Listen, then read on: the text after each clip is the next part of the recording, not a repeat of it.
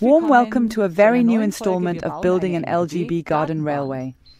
Today we're dedicating ourselves to signals. We have main signals here, plus an advanced signal. 2 main, 1 distant signal. Last episode we showed how we connected turnouts to our garden railway. And honestly, the thing with the signals is even simpler. Exactly, to avoid manual shifting, but through a control panel. That's what we have here. I'll open this for its weatherproofing. Look, on one side, as shown before, are the switches. It folds well, protecting it from rain or snow. And on the other side are the connections for the cables, which can also be made nicely weatherproof. Exactly, we need these model railway cables for that. And we have already introduced them here once in white and in orange.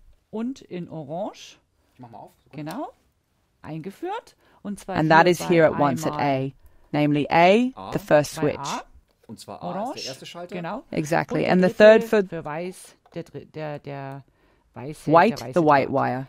Simply unscrew here, then insert it at white. And we have to do the same with the signal. And indeed, we have with the signal here also once orange, once white. So actually it's quite simple, really. And then we have the white one here. Turn it up here. I'll keep it short, then you can turn better. Whoever you screw, I recognize just for a moment, we have 3 different signals. We once had a semaphore signal with 1 arm, then we have a semaphore signal with 2 arms here. They are coupled. And we have a third signal, which is a preliminary signal that we have here. And interestingly, they are in very different positions. That's a science in itself, to be honest. So you can just become a semi-trained driver in the process. I have to show that right at the turnout. The signal that you are currently holding in your hand, that would indeed be placed on an open track, so just somewhere within our facility. And everything is fine there. This signal here, that we have here, it's a shape winner with 2 wings. They are also coupled. They move simultaneously. And for example, this would precisely be the case if you now take this turnout and the locomotive comes from this side. So from the curve, it enters here.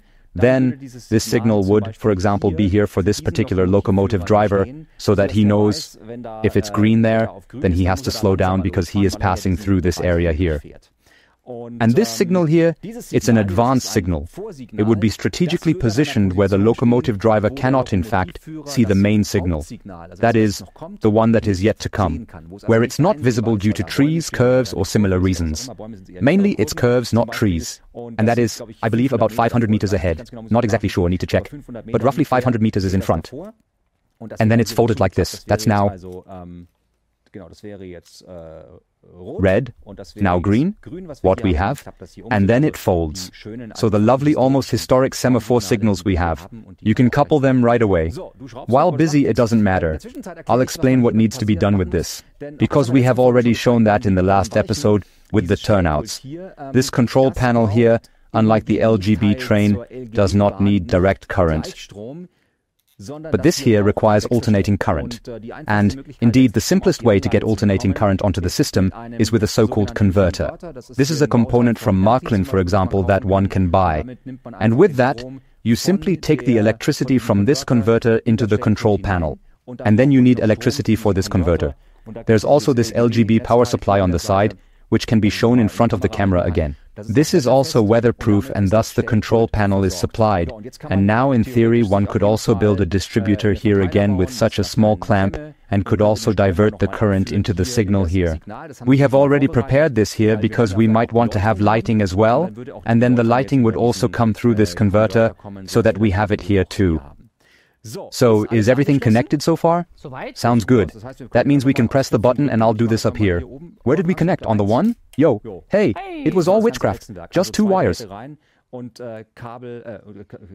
Pure, and then it shines. So, distant signal. It's a specialty again now. We could either switch the distance signal by hand as well. We could now, for example, assign it to the second button here.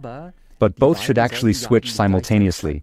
That means the simplest thing now would be to either stuff the 2 wires in the back, which is rather silly from an electrical engineering perspective, or just reconnect them with a terminal block using such a small connector. Just as we did with the ring circuit, where we simply and effectively connected several cables.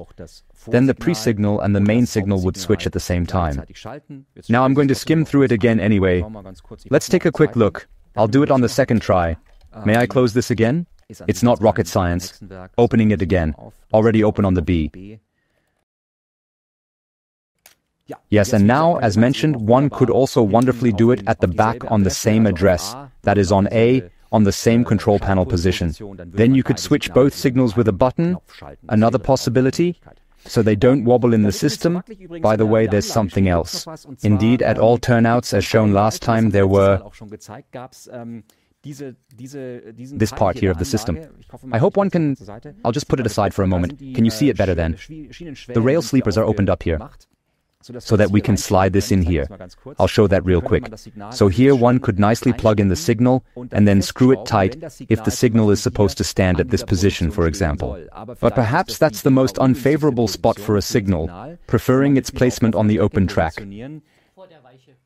Exactly, then one could either, or on a track, then one could either simply integrate it into the system or, for example, take such a track. This is now precisely a 15 cm long track piece, and these 15 cm long track pieces are therefore exactly half the length that you would have in the comprehensive expansion packs for the station track or the